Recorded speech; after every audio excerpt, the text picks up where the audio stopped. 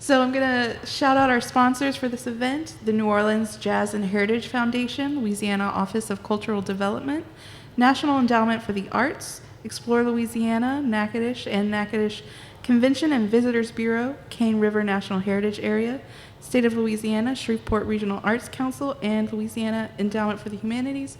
The last one in particular has really been one of the driving factors in making sure that these narrative sessions continue. So a big shout out to Louisiana Endowment for the Humanities.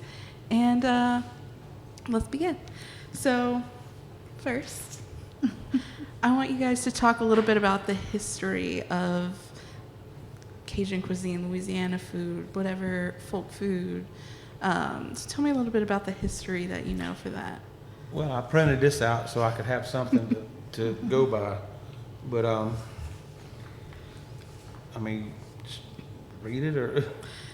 You can pick out the highlights if you want. Okay.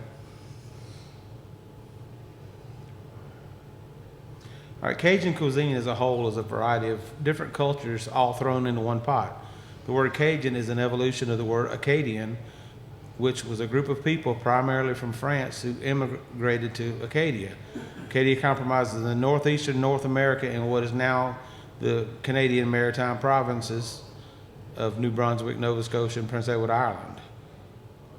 The Acadians survived off the land, what the land would offer them to cook, and took what they could from the North Atlantic, including lobster, salmon, and cod. When they refused to submit to the British Crown, the Acadians were deported out of Canada and they settled in what is now southern Louisiana.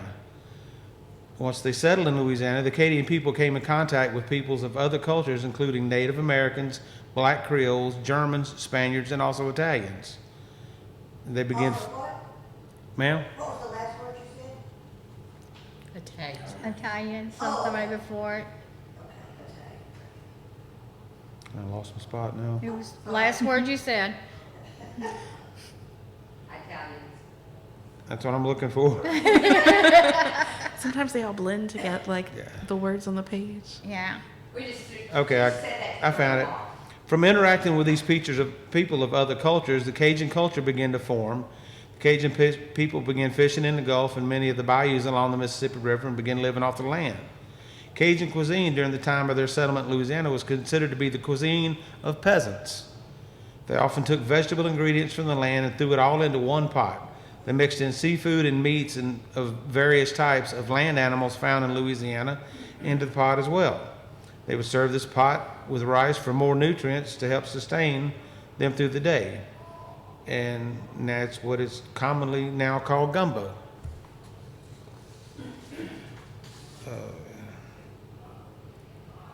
The holy trinity of Cajun cuisine includes bell peppers, onions, and celery. These ingredients were prominent in Cajun cuisine and can be found in most dishes.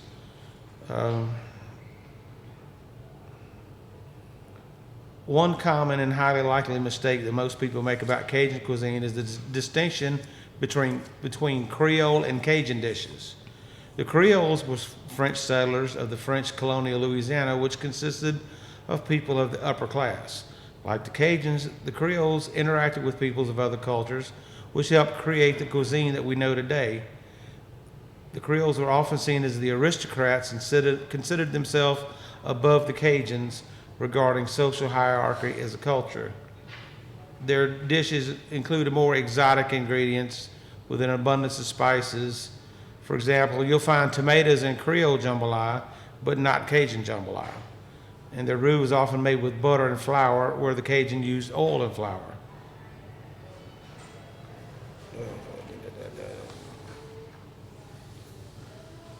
Over the years, Cajun cuisine has been experimented with and popularized thanks to the ever-growing love for the culture by the American population. Everyone around the country often celebrates Mardi Gras and Fat Tuesday. New Orleans is a Louisiana hotspot for a mixture of Cajun, Creole, and French cultures, but the food is something that is beyond compare. Although the mass exodus of the Acadians from Canada was brutal, if it weren't for their relocation, we wouldn't have these wonderful cuisines at the tips of our lips. Thank you. That was very thorough history of the food. What I got from that is food plays not just an important role in our survival, but in our communities, the way we build relationships with friends, family, our broader towns, and even our state region. So can you guys each talk a little bit about what role that food plays in your specific community, in your lives? How does it help serve you, your families, and your community, these specific foods, or any Just specific food? Being able to get together with friends and family.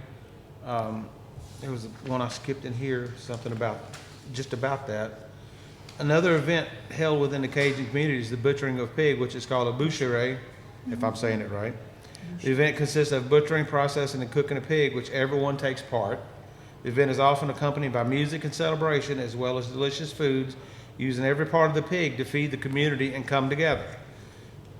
There, the community chops up the meat into bits for cooking and grind to make sausage. So they Very Just community involved. event very for community that. involved. Yeah, absolutely.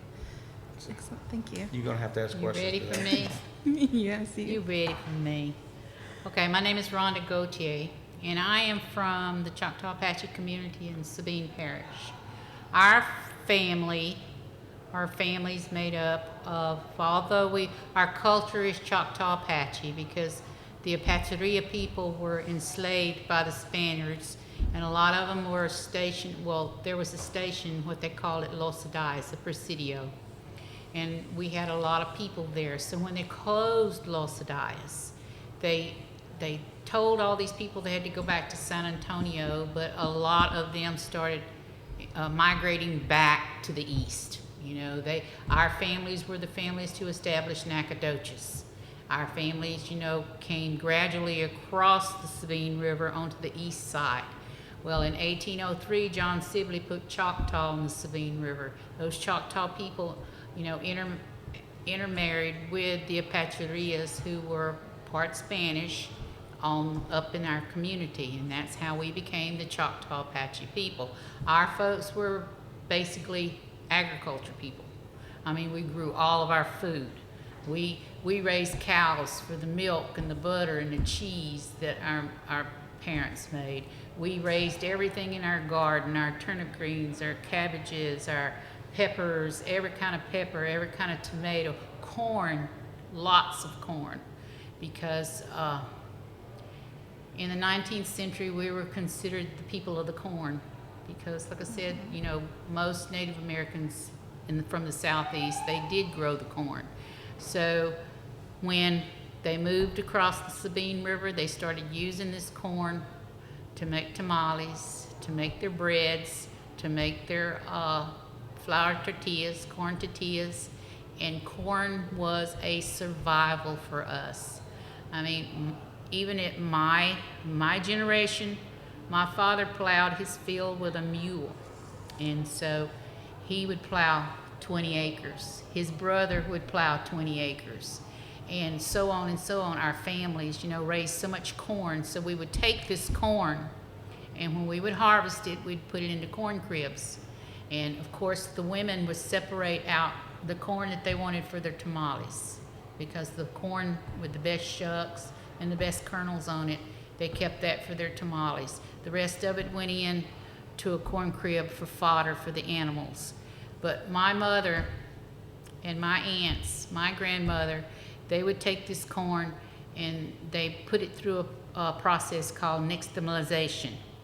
They would lye the corn. They lied that corn to make their dough, or masa, as we called it, and to make their tamales. Tamale was a substance food. You know, we had them all the time. We'd eat them for breakfast. We'd eat them for dinner. You know, every meal, basically, if you had vegetables, all kind of meat, you would have tamales there also. Did tamales ever have meat in them? Yes, they put the pork. You can put any kind of meat, and I've eaten tamales with all kind of meat. My grandma even made fruit tamales and vegetable tamales. So we would, when we were young, you know, when I was young, we had no less than 50 head of hogs. And then we had our cows, you know, just enough cows to milk and ones to butcher. So they would butcher in the fall, in the winter time. because they left the hogs and everything hanging outside because it was so cold at night, the meat wouldn't ruin.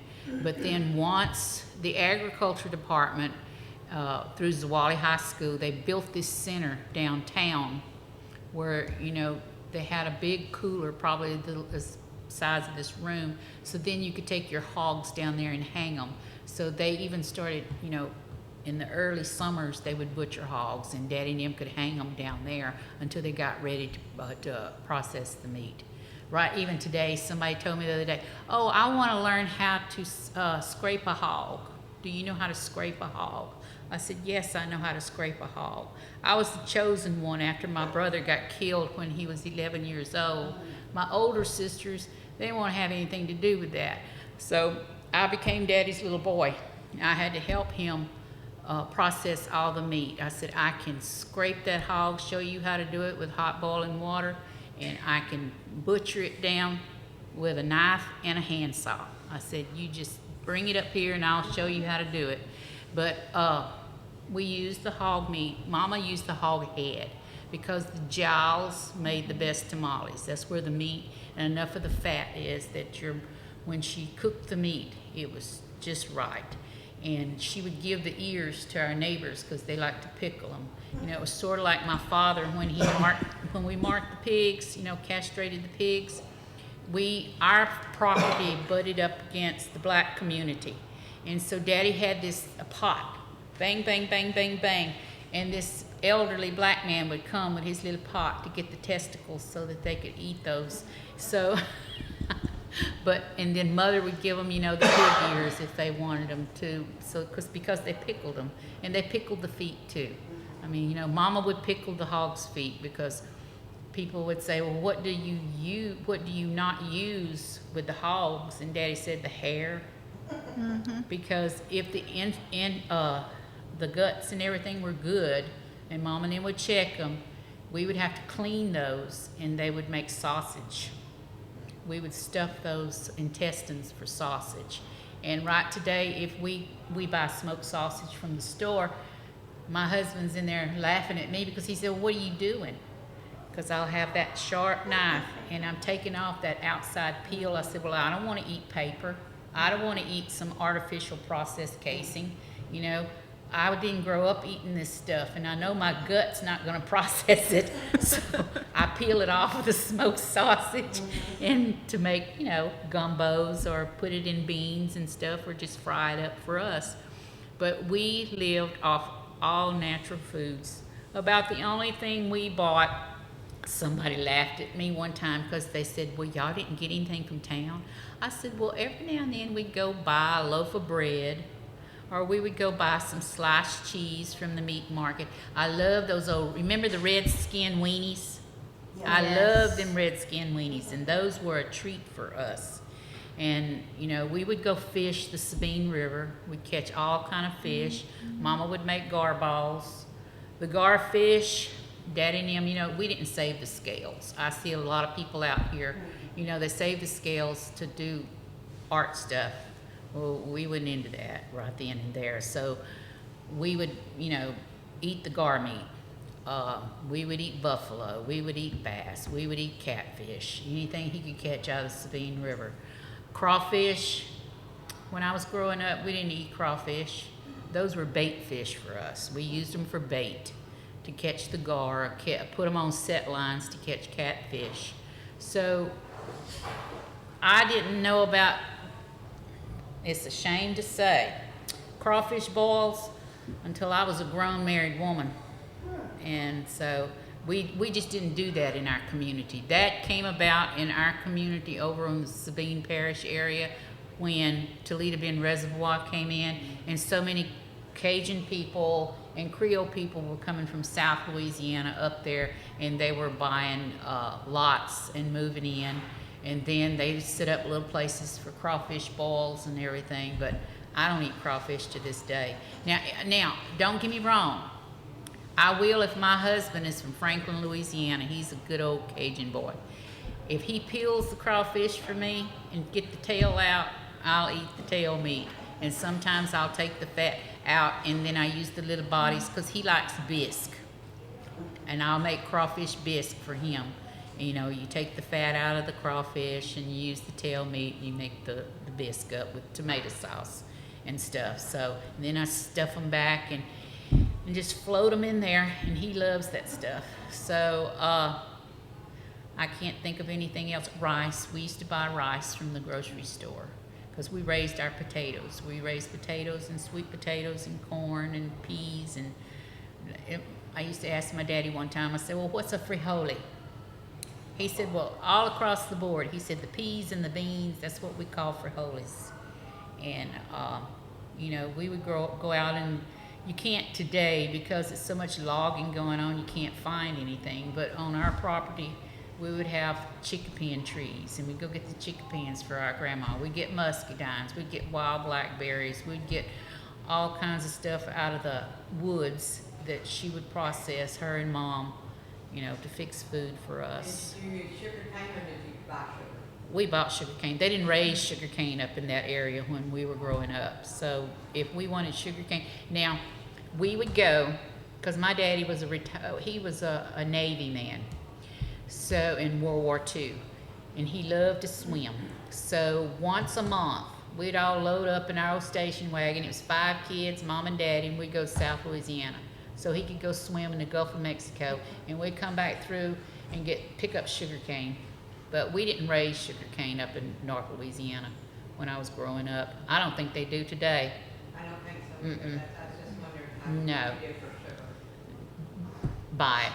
That's one of the things we would buy. You know, Whole lot now, easier. yeah, honey, we'd go out in the woods, and Daddy would find the beehives. And crazy old man, he'd have a big stick, he'd smoke them, and he'd chop the tree down, and we'd get in there and get our honey. My daddy was a big, tall man, so he could take a stick and knock a honeycomb down, you know, or either he would cut the tree down, and then we would get the honey out of the beehive. But we had plenty of honey. Oh, and the closest place for ribbon cane syrup. Now, there was a syrup mill about probably 15 miles from our house at Pleasant Hill, and Mama would go up there, and the elderly man that ran the syrup mill, he liked her hot tamales, so she would trade him hot tamales for, that's when it came in buckets, metal buckets, and she would trade him hot tamales for gallon buckets of syrup. And what else? As much as I love hot tamales, that would have been a good deal. Oh yeah, my mother used to make anywhere from 50 to 200 dozen a week. Ooh. Now you talk about grinding some corn. We would come home from school, and before, you know, they did the center in town. I was telling you about the agricultural center where they had big grinders and everything. We would grind that corn, that hominy. Then when she cooked it through the lye process, it was hominy, and we would grind that hominy. Number 3 wash tub full of hominy. Now number 3 wash tub is like this big around. And we would grind it by hand in the hand grinders. All of us girls would take turns, and then my grandma and my aunts, and they would make anywhere from 50 to 200 dozen of hot tamales a week. The men would come from the sawmill by the house, and she would sell it to them, you know, whatever they wanted to give her, 50 cents a dozen, $1 a dozen, $2 a dozen, because we were going to Catholic school in Zwolle, and all the money she made, every Sunday she would go in there and hand the money to the priest. But because it cost her nothing except her time, because we raised the corn, we raised the hogs, we raised the pepper and garlic. So she really it didn't cost her anything but her time. It's your turn, you're up. My turn, boy. I wanted to That's hear a more hard one. about. That's a hard one to follow. Yeah, exactly. She is. I was amazed and just kind of taking in every word she said, because I love hot tamales. I love to make hot tamales, but I only do 2 dozen.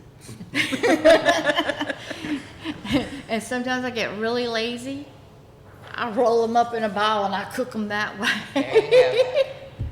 But we tried it with deer meat not too long ago.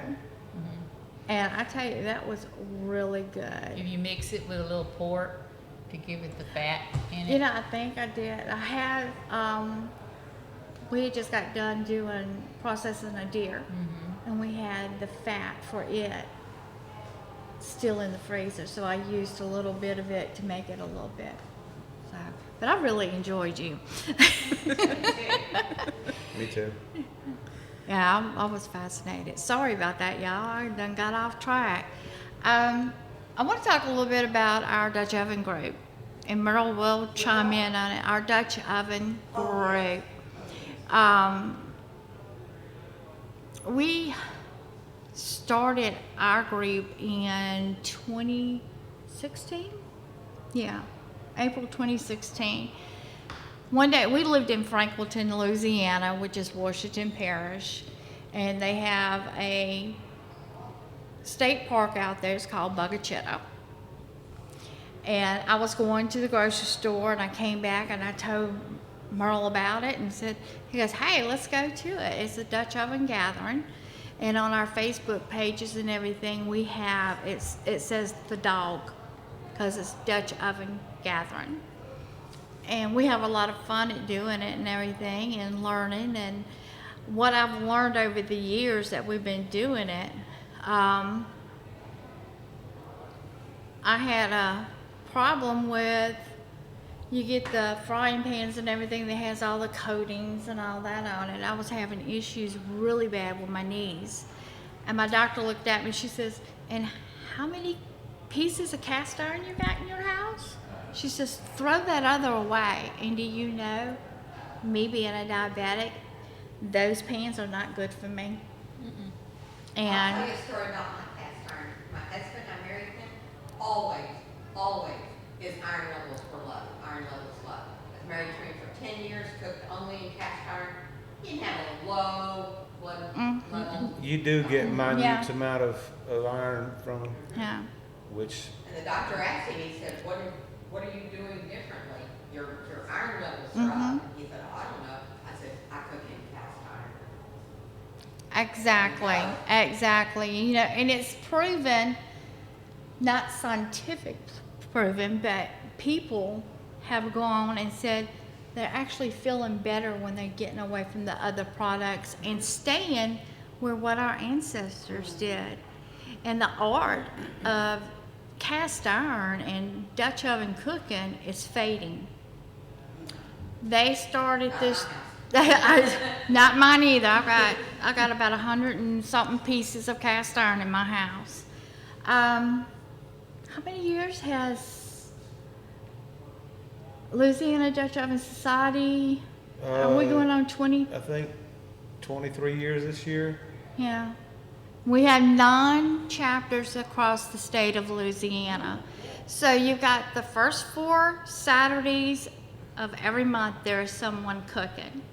We cook in Woodworth at Indian Creek. And On the first Saturday. yeah, on the first Saturday of the month. And the people that was out here cooking with us with the blue shirts, they cooked the first Saturday of the month also at Lake Fossey Point down in St. Martinville. So, and a lot of people will ask us, what do you cook? I said, if it'll fit in that pot, I can cook it. We say anything and everything. Anything and everything. When we first started with this and was at Bugachetta, Merle got to be known as the cake man. I worked for a Bud's Broiler. It's a little fast, semi-fast food restaurant. And there was a gentleman that would come in, he'd go, Miss Lori, is the cake man gonna be there cooking this weekend? And I would have to tell him, yeah, because he loved the cakes, and he got really upset when we moved to the central part of Louisiana. And we started our chapter and everything that to bring that culture to here. I really get into it, and what we have learned over the years about cast iron, where it comes from, what it does. I mean, we started a lot of ours, we went through thrift shops, stores, and all that, and we would pick them up, come home, and clean them. I could say it never dies. No. Cast iron doesn't, it never Right. goes up. Right. You can use it. But you also have to think about is when you go into those places and they're painted red, have it checked for Lead. lead. I always do. A lot of people would use the cast iron pots and skillets and all that to melt lead to make bullets and stuff with. And the smarter ones, the intelligent people, would paint the handle red. That way, you know, if it got into somebody else's hand, they would know. Right. But you can buy lead test kits. It's kind of like a little swab. You break it and you can swipe it and then see if it's got lead in it. Yeah, we have one that was red, and it was from. It was what? from the Civil War era. Yeah. And it was, the handle was painted red, and I was That's why I came. I didn't know about the red handle. Right. I was scared that it was lead positive, but I got one of the little swab things and checked it, and it wasn't. But I still don't use it. I mean, heck, it was from the Civil War era. Yeah, it kind of like sits up there on the shelf and looks cute. But going back to what we cook anything. We have a 15-year-old grandson that he can cook anything in there. He does cobblers. He does. Cornbread. He got. Oh yeah. That should be against the law if you do not cook your cornbread in a cast iron. Oh, I have my entire life. All right. And now they have the rectangular Dutch ovens. And I love those because I told him, I said, I need one of those for my lasagna. Oh, yeah. And it's good for cooking hot tamales in too. And I will tell you that a cake baked in cast iron in an air fryer works much better. Oh, You really? can cook a cake in cake. I tried cooking a cake in the air fryer in a regular pan. No, it cooks half on one side, and it was a mess. I'm about to try that. We just bought an air fryer yesterday. Yeah. Yeah, we'll have to try that. I got a cake mix sitting right there on the counter that I was going to bring, and I left it behind. But like today, they had the gumbo competition. We cooked that in the cast iron. I mean, it's in the Dutch oven. We do everything on there. There is a formula of how many coals, because we use charcoal, that you put on bottom and you put on top. And it's according to what you're doing. And I've been fascinated with it. I'm sorry. Well, But if I'm cooking mashed potatoes to like bring to somebody else's house, I don't cook it in the cast iron because they turn gray. Right. But other than that, if I'm just cooking for my family, they get gray. And after a while, your Yeah. butter beans will turn grayer than they already are Yeah. in it. So when we get done, if we cook butter beans or something for a cooking, we'll hurry up and get them out and put them in a Ziploc bag to take them home so they won't be, you know, metallic tasting or gray, which high acid food cooked in cast iron, if it's not seasoned real well, it will start eating the seasoning away and it will get that metallic taste. Yeah. But mine have been so well used and so well seasoned that I don't have a problem with that. I can cook chili or spaghetti in it and I don't have a problem. My major pieces came from my granny hogs, and I think those came from her granny. So. I've got one of my mother's Skillet. griddle with the handle on, round griddle with a handle, that she made biscuits all my life. I'm 60 years old. I'm 60. All my life she made biscuits on that. And then I got one that was her mother's that she made biscuits on. So I got these two pieces at my house that are more valuable than gold to me, Exactly. that they'll never go nowhere. I have 3, what I call my real cast iron. I mean, it's all Yeah. real, but to me, those are the real ones. Right. And then I'm like y'all, if I go to anywhere, antique store, thrift store, whatever, and I see a piece of cast iron, I'm gonna snap it. The older cast iron is thicker. It is, Yeah. thicker, yeah. The ones that you buy now are real thin. yeah. Mm-hmm. But, you know, I'm the What same do they way. call it? It's like easy weight or something. Yeah. I like. Yeah. I'm the same way. I have my cornbread and biscuit skillet. I have my fish frying skillet. I have my Dutch oven that I only cook things in. I have my 12-inch skillets, you know, that I cook. And my son, my youngest son now, he's my foodie. And if the other kids come, you know, they get in there and start cooking and I can hear him. You can't cook that. That's Mama's bread skillet. You can't do that. Don't you cook anything in my cornbread pan. That's it. So, you know, he knows what I cook in every one of these these cast irons. Yeah. You know, and he tells the kids, no, you can't put that in there. That's Mama's bean skillet. You can't, bean. And I got some with handles, and I got some, just with the bells and my old stuff, because my grandma and them, my auntie, it was my great aunt, it was my mother's aunt. She didn't have any children. So when my Uncle Rob died, she was afraid to stay by herself. And guess who the girl was? And the other kids chose to go spend the night with her. So she cooked in cast iron. She would not let me wash her cast iron in soap water. I had to take the ash from her wood burning stove and scrub those cast iron pots out, and then until all the food stuff, if anything was stuck, was out, and then go wash them out outside with well water. And that's how she cleaned her cast iron. Because I guess it's because the potassium or sodium or whatever, from the ash would clean the cast iron pots really good. I saw a meme on Facebook one time and it said, how to totally upset a Southern cook, and they had a cast iron skillet in the dishwasher. All right. No. I don't think we go through the dishwasher, but we do wash ours with soap and water, and I have a seasoning which is beeswax and Crisco. Crisco.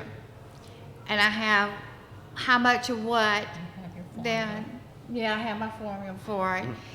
And we don't have any problems with rusting or the rank smell that you get from old going oat in it and all, and you have that little ring in it. It's cut down. Before we got our chapter started, we had 6 months of our Dutch ovens closed up, sitting out in the utility room, and not one of them had that rank smell when we opened them up. So they say the beeswax works, and you just have to figure out how oily you want it and make sure you wipe off everything. When you put your seasoning on it, you want to wipe it really, really good.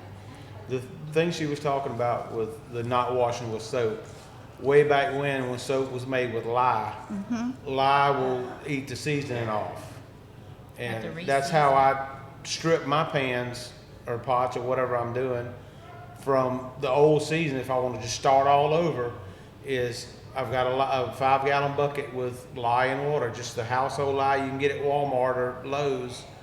1 pound to 5 gallons of water. You can soak it in there. I've got a pot that's been soaking for 2 years. It still ain't got it, and I just hadn't food with it. But nowadays, the Dawn, it don't have that, and if it's seasoned good, it won't hurt them. Yeah. So that's Use the food grade lye. Food grade lye. Because if you use it, that cast iron will soak it up. And the food grade lye. But that's all I did with those pots that my aunt would want me to clean with the ash wood. It's lye. right. Yeah. So I all would I have had. to clean hers with ashes. So, anyway, She had an old wood burning stove. She never would use gas. My grandma was the same way. My grandma had a pot-bellied wood burning stove, and my daddy even ran gas to her house and put her a gas range in there, and she wouldn't use it. And I would go up there and I would use her gas stove, and she'd stand there shaking her head. She was in her 80s. And I'd be like, "What's wrong, Mama?" "It's not going to taste the same. I'm telling you, it's not going to taste the same." But and my great aunt was the same way. She had that old wood burn. I actually, up until like a month ago, had her wood burning stove. And my cousin moved from Georgia, and she begged me for it. And I said, "Well, okay. My husband can't cut no firewood anymore. He has a bad back. The boys don't come and cut me any firewood. Just take it, Sharon." So she took it, and I said, "But you better use it," because I used it every now and then. It was a nice one. It had 6 burners on the top of it. And it had the boiler, where it had the bread oven on the top. You put the water in We here, just and it had would 3 cook. burners on our Yeah, and so my great aunt's stove, yeah. But I would cook on that sometime, but I don't have it It had That two sounds bigger gorgeous, ones though. at the, towards the back, and then a little one at the front. She used it Well, to now keep that her was my coffee. grandma had that one. Yeah, she used it to keep her Coffee warm hot that all little day one. long. She'd say we were hooked on that coffee. We could smell that coffee when we got off the school bus up at the highway and walked down to the house, and she'd have the gate open and all of her granddaughters, coming in there, because we lived next door to her. And she would put that homemade cream in them cups and sugar, and put that, I called it burnt coffee, that she been having on that wood burning stove all day long. Hey, we were drinking lattes before there was even a Starbucks. Yeah. But, and those memories, it come back to you when you start talking about that. And her biscuits. And I don't set a timer. I don't know if y'all do. When you cook the bread today, I know if I'm sitting in the living room doing anything, or in the house doing laundry, and I have bread baking in that oven, by the smell, you can tell it's ready. Yeah, you can tell from, when it's ready by the smell. And I go get it out, and my son, he come through, he said, "How do you know that?" I said, "Well, it's a learning process." It smells like bread, not dough. That's it. Exactly. I said, you can tell when that bread is cooked by the smell. Yeah. My So grandma, many things are like that, not just bread. These are like that, yeah, definitely. peas, Exactly. peas, cakes. It's Yeah. like, it smells done. That's it. Yeah. It's all ready. Go take it out. But my mom and my grandma and them, they used to make the best cakes. Plain flour. They used that plain flour. They had all their rising stuff that they would put in it. That we raised so many chickens. We had fresh milk. We had as many eggs as you wanted. And they would bake cakes. I'm Catholic. So at our church, they had the women, they divided up into circles of 20, like St. Francis, St. Anne, St. Catherine's, St. Teresa, it was like 12 circles. So every Sunday, a circle for a month would be in charge of cleaning the rectory, cleaning the school, cleaning the church, and then on Sunday, we would, at the school cafeteria, we would have dinners after what we call high mass, which would be 10 o'clock mass. And they would always bake all the cakes, and they were wonderful cakes. But they are pies and stuff like that. But like I said, they had everything that they needed to do it with. And you find bakeries make good cakes. I'm sure lots of ladies make good cakes. I can't make good cakes. I make pies. That's my thing. And I learned to make crust really good, from those women. But I love fruit pies, apple pie, berry pie, pear pie, peach pie. But now I don't like cream pies, but I love fruit pies. And I told my husband the other day, I said, it's a shame in Natchitoches, there is not a restaurant in this town that bakes a fruit pie. I said, you can't even go to town to get fruit pie and a cup of coffee. That is It's sad. strange. It's It is sad. strange. For as many restaurants we got here, nobody makes a fresh pie. I had to go all the way to Shreveport on Line Avenue to get me a slice of apple pie. But, I love to make pies. And I learned real young how to roll that dough. So it's a wonderful thing to kind of remember all these things. It My comes granny back. made a lemon meringue pie that I have never had another one that came Yes. even close. Yes. Right. Don't know what she did. That was my mom. She She showed could me. make a lemon meringue pie, but she did it in cast iron. Yes. She did it in cast iron. Everything my mom cooked, That blows it my was mind. in cast iron. And her cakes and everything was in a skillet. Huh. She'd make up her stuff and she'd That's put what it I in had it. that cake in the air fryer, and it was an iron skillet. Yeah. All right. That's something she always believed in. She didn't believe in all of this modern stuff. Non-stick stuff. Yeah, the nonstick. That really, I think it was that mica. Formica. Yeah, the mica. I never know. No, Magnolite? Magnolite, that's it.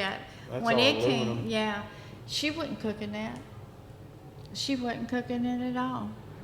But my parents taught me more about farming. That, you grow your own stuff. No, They that way you know raise where it chickens. comes from. Right. And I tell you, this year, our garden, I had a little garden. This year, I think it went triple. Oh, You're- this you're would've welcome. been the tomato eater. I can say That's I where had, I'm from. Holy cow. I had Yeah. tomatoes and cucumbers. I didn't get nearly as many squash as I wanted, but I had tomatoes and cucumbers. Do you can? Do you can? I'm sorry? Do you can? No, I give away. Well, just last week, there's a little girl. She goes to Louisiana school here, but she's related to me. And she came over and she's like, Miss Rhonda, what you doing? I said, I'm canning, baby. And so while she was there, I made 20 half pints of chow chow. I made 20 half pints of picante sauce, and I made 10 pints of purple whole peas. And she said, what do you do with all this stuff? I said, we eat it, baby. And she went over there on the shelf, where I put it up on my stainless steel shelves. And I said, if you want something, take it, Josephine. She said, well, I'm going to take me some of this chow chow and this picante sauce, this pepper sauce. Well, She when said, you're putting up peas, you're preparing for winter. that's it. And I've already put up sweet corn, and I also put my tomatoes in the freezer because I make That's I where make, mine's at right I now. make soup and stews Yes. and stuff in the wintertime with that. So I got peas and stuff in jars. I got peas and all kinds of stuff in the freezer. Now I just got to go to the river and catch me some fish. Nothing better than catching that fish and eating it right there. That's it. It really is. All But right. if we're late, Yeah. you the moderator, Yeah. you got to tell I us was when about to to be stop. like, this has been great, but we got 1 minute left. I just want to sit here and listen to y'all talk all day about food. Oh. Some of us just love to cook. Yeah. I also, Most people are foodies. We had a children's camp this week, and one of the girls, that was working, helping us, her husband was there too. So every 20 minutes, he was like, hand me this, hand me that. He was telling her, hand me this, Jana, hand me that. And I said, Jana, while you at it, fix me a baked potato, a steak medium well, and a salad. I said, since you're getting bossed around, I'm starving. But when we were kids growing up, we never did do without food. We, No. No. And I mean, I go to the grocery store now and I get so upset at the price of meat. Oh, And my I God. think about It is when bad. we raised hundreds of chickens.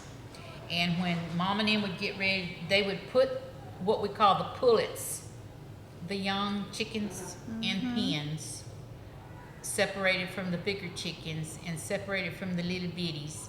And those were the ones that we would kill to eat, the pullets. So she would kind of fatten them up, but when she'd get ready to wring their necks, she had all these number 3 wash tubs around. I'm gonna leave y'all with this thought. And she'd wring a neck, and us little smaller children would sit on the wash tub, and she'd come over there and throw the chicken up under there so they wouldn't be hopping all over the yard. And we would kill anything from 50 to 100 chickens at a time. And we'd be sitting on them wash tubs, and the chickens would be thunk, thunk, thunk, thunk under there. And then we would have to pluck the chickens after they died. When everything stopped hopping, then we'd know they were Yeah. dead. Well, she was smart to put them under the bucket because my grandmother would wring their neck and one of them got loose and jumped on her head. Oh, no. Oh, That goodness. hurt. you never realize how fast they can run. Those things can book it. Yeah. Oh, yeah, they can. Especially a chicken with his head cut off. Because you don't know where he's Everybody's going. talking about, oh yeah, you just let them run around. No. No. The neck gets dirty. That's it. Go eat that. That's it. No, That's, it gets dirty and nasty. So we never chop the head. We would, if it was an old rooster. Now we would chop the head off the rooster, but most of them we just wring their necks and put them up. I was a military child and I lived all over the world. And how I know as much as I do know about farming and so forth, I guess I was fascinated because it was so strange to me. But the best biology lesson a child could ever have is what a smooth down the middle. Mhm. When you see what comes out, you get it. Yeah. You get it. You know. That's what a heart looks like. That's what lungs Yeah. look like. Yeah. It's a And- learning yeah. experience. A picture with 1,000, what? I'm asking him, we Oh, got there's one. something